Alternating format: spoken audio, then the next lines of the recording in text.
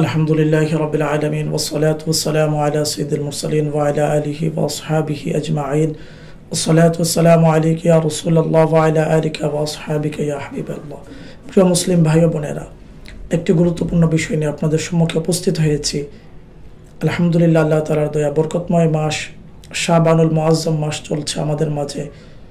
আল্লাহ তাআলা যদি দয়া করেন, আল্লাহ তাআলা যদি আমাদেরকে হায়াতে বাঁচিয়ে রাখেন, ইনশাআল্লাহ শুক্রবার দিন অতিবাহিত করে ইনশাআল্লাহ আমরা শনিবার রাত্র, যেটা আমরা যদি আমাদের দেশের ভাষায় বলি, আমাদের ইংরেজি হিসাব বা বাংলা হিসাবে যদি বলি, শুক্রবার রাত্রে আমরা শবে বরাতের রাত্রিকে পেতে যাচ্ছি। আমাদের সামনে রয়েছে শবে বরাত, যে রাত্রিতে আল্লাহ তাআলা অসংখ্য গণিত গুনাহগার বান্দাকে আল্লাহ তাআলা মাফ করে দিবেন।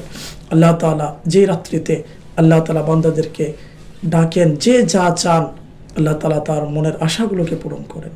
কিন্তু আমি যে বিষয়গুলো নিয়ে কথা বলবো আজকে, সে বিষয়টা হলো ভ্যালেন্টাইন ডে, যেটা আমাদের সমাজের মাঝে বিশ্ব ভালোবাসা দিবস নামে পালিত হয়ে থাকে। বিশেষ করে কলেজ, ইউনিভার্সিটি, শিক্ষা প্রতিষ্ঠানগুলোর মাঝে এই দিবসটি পালিত হয়ে থাকে। এই দিবসগুলোকে পালন করে থাকে কলেজ, স্কুল, ইউনিভার্সিটির ছাত্র এবং ছাত্রীরা পালন করে থাকে। আসুন আমরা জানবো এইগুলা কোরআন এবং সুন্নাহর মাঝে এর অস্তিত্ব আছে কিনা। একজন মুসলিম হিসাবে আমাদেরকে প্রত্যেকটা জায়গায় আল্লাহ এবং তার প্রিয় হাবিব সাল্লাল্লাহু আলাইহি ওয়াসাল্লামের বিধানকে মেনে চলাটা অত্যন্ত জরুরি। আল্লাহ রাসূল সাল্লাল্লাহু আলাইহি ওয়াসাল্লাম এর ব্যাপারে কোরআনুল কারীমে আল্লাহ তাআলা ইরশাদ করেছেন, ওয়ামা আতাকুমুর রাসূলু ফাখুযু ওয়ামা নাহাকুম আনহু ফান্তাহু। ওয়ামা আতাকুমুর রাসূল, তোমাদেরকে যা রাসূল দিয়েছে তা গ্রহণ করো, ওয়ামা নাহাকুম আনহু ফান্তাহু, রাসূল যা থেকে তোমাদেরকে নিষেধ করেছে তা থেকে তোমরা বিরত থাকো। প্রিয় মুসলিম ভাই ও বোনেরা, আমরা মুসলমান নিজেদেরকে পরিচয় দিয়ে থাকি।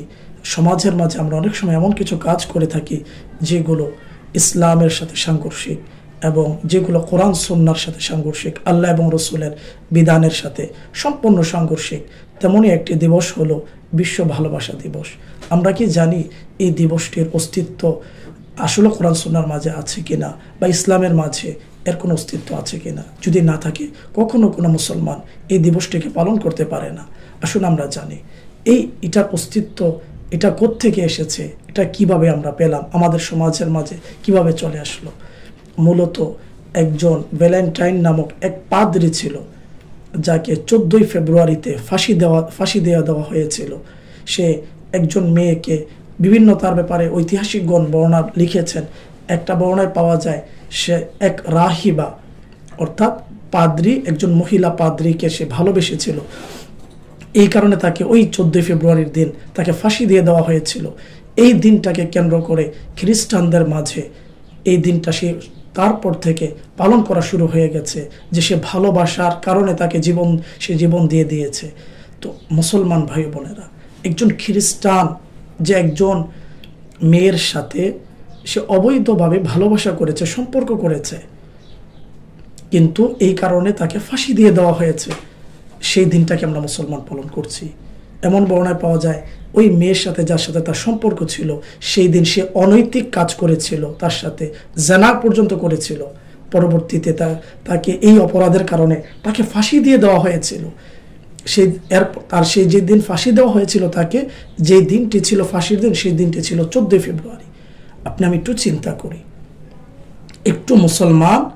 চিন্তা করি আমরা মুসলমান কি করছি।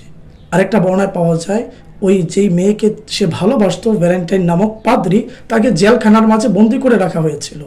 ওই জেলারের মেয়ের সাথে তার ভালোবাসা হয়ে গিয়েছিল, নাজায়েজ ভালোবাসা, নাজায়েজ সম্পর্ক।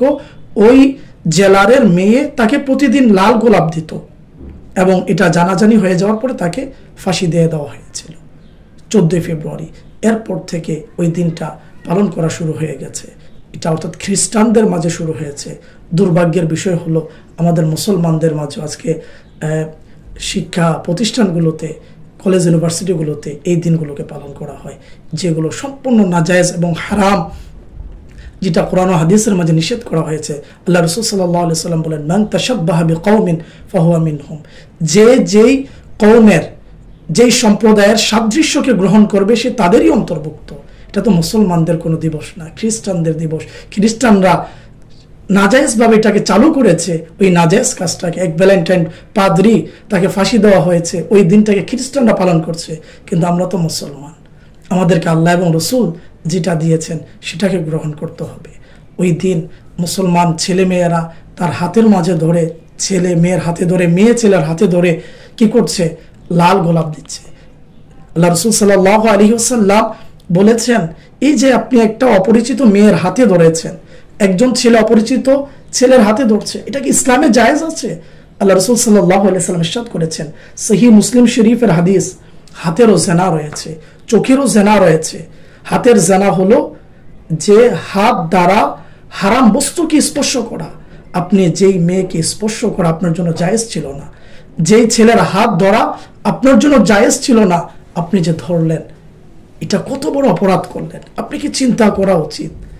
আমি তো মুসলমান, কিয়ামতের ময়দানে আল্লাহর প্রিয় নবী সাল্লাল্লাহু আলাইহি ওয়াসাল্লাম যদি আপনাকে আমাকে জিজ্ঞাসা করে, তুমি তো আমার উম্মত দাবি করতে, তুমি তো খ্রিস্টানদের আদর্শকে, খ্রিস্টানদের অবৈধ ভালোবাসা দিবসকে তুমি গ্রহণ করেছো, কিন্তু তুমি আমি নবীর আদর্শকে তো গ্রহণ করো নাই, আমি কি জবাব দিব আল্লাহর প্রিয় নবী সাল্লাল্লাহু আলাইহি ওয়াসাল্লামের কাছে? এই কারণে যদি প্রিয় নবী বলে তোমাকে আমি আজকে শাফাত করবো না হাসরের ময়দানে, একটু চিন্তা করি। আসুন আরেকটি হাদিস শুনি।